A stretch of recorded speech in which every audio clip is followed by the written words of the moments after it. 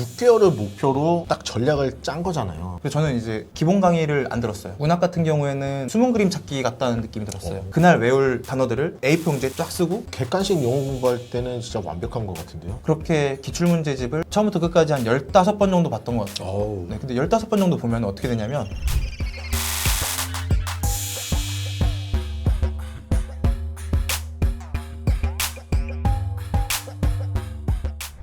6개월을 목표로 딱 전략을 짠 거잖아요. 그러면은 본인이 세웠던 과목별 학습 전략. 국어 먼저 설명을 해드리면은 크게 문법, 문학, 비문학, 한자, 어휘 이 정도로 나눌 수 있는데 문법은 암기 과목이 아닐까라고 생각을 해요. 요약 문법 강의를 들으면서 기출이랑 동시에 진행을 했어요. 왜냐면 이론을 좀 외워놓고 있어야 문제가 나왔을 때 푸는 방법을 좀 이제 머릿속에서 꺼내는 거기 때문에 문법은 이론 강의를 조금 중점적으로 봤던 것 같아요. 문학 같은 경우에는 숨은 그림 찾기 같다는 느낌이 들었어요. 은유법, 대유법 그 단어가 뜻하는 게 무엇인지만 알고 있으면 사실 문학 작품에서 찾아내기만 하면 되는 거거든요. 단어들의 뜻을 먼저 공부를 했고 비문학 같은 경우는 기출을 먼저 풀었고 그리고 기출을 다시 푸는 게 저는 의미가 없다고 생각을 했어요. 저는 그래서 수능 지문을 이용을 했어요. 공무원에서 나오지 않는 유형들은 빼고 수능 기출을 통해서 공부했습니다. 그리고 마지막으로 한자랑 어휘 같은 경우는 따로 뭐 이론을 공부하거나 강의를 듣진 않았고 기출 문제에 나오는 사자성어는 다 배웠어요. 왜냐면 또 나올 확률이 높다고 생각을 해서 영어 같은 경우가 제일 공무원 시험을 시작하는 학생들 이렇게 일렬로 쭉 세웠을 때 가장 편차가 심한 과목이라고 생각이 들어요. 맞아.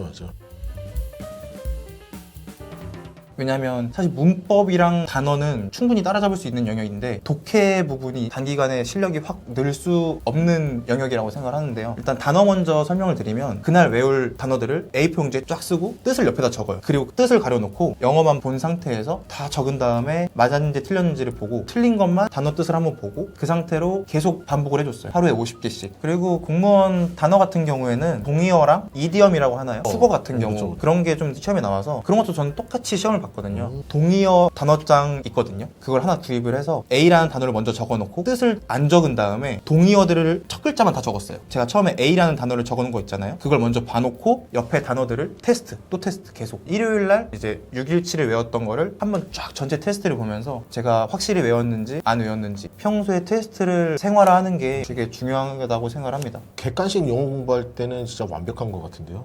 문법 같은 경우에는 요약 강의를 먼저 들었고요. 그리고 문법도 나오는 거가 위주로 잘 나오거든요. 그래서 선생님이 강의하시면서 중요하다고 생각되는 그 파트들 있잖아요. 아니면 시험에 제가 기출 문제를 봤을 때 아 이런 부분이 많이 나오더라 라고 생각되는 부분들을 먼저 익히고 기출 문제를 풀고 근데 이제 문법도 기출 문제를 한번 풀면 나중에 보이거든요 답이. 그래서 저는 이제 수능 문법 문제를 가져와서 공부를 했는데 다만 수능이랑 공무원이랑 조금 포커싱 되는 부분이 좀 다르기 때문에 그거를 걸러내는 작업은 조금 필요하다고 생각합니다.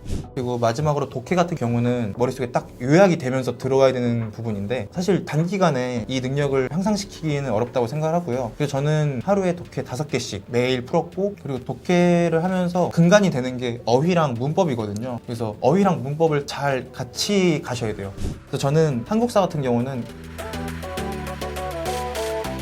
강의는 제일 짧은 걸 들었어요. 그것도 강의를 먼저 들은 게 아니고 기출 문제를 먼저 봤습니다. 이 파트에서 어떤 문제들이 많이 나오고를 먼저 파악을 한 뒤에 강의를 보면서 이게 이렇게 이어지는 거구나 라는 걸 이제 받아들였고 그렇게 기출 문제집을 처음부터 끝까지 한 15번 정도 봤던 것 같아요. 네, 근데 15번 정도 보면 어떻게 되냐면 그냥 문제를 보면 답이 보이거든요. 뭐가 나오는지가 다 눈에 보이겠네요. 네. 행정학은 개념서가 또 엄청 두껍거든요.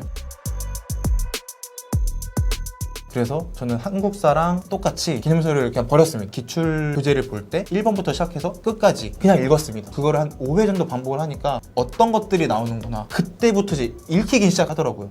교재를 사시는 데 있어서 꿀팁이라고 해야 될까요? 그 서점에 가서 몇 판인지를 물어보고 초판이거나 금방 나온 거면 안 샀어요. 기출문제가 초판인 경우에 해설도 잘못돼 있고 이런 경우가 있다고 합격 수기에서 봤거든요. 그래서 저는 나오자마자는 절대 구입하지 않았습니다. 근데 그것도 있어요. 처음에는 기출문제 볼 때 제일 얇은 거 500지부터 시작을 했어요.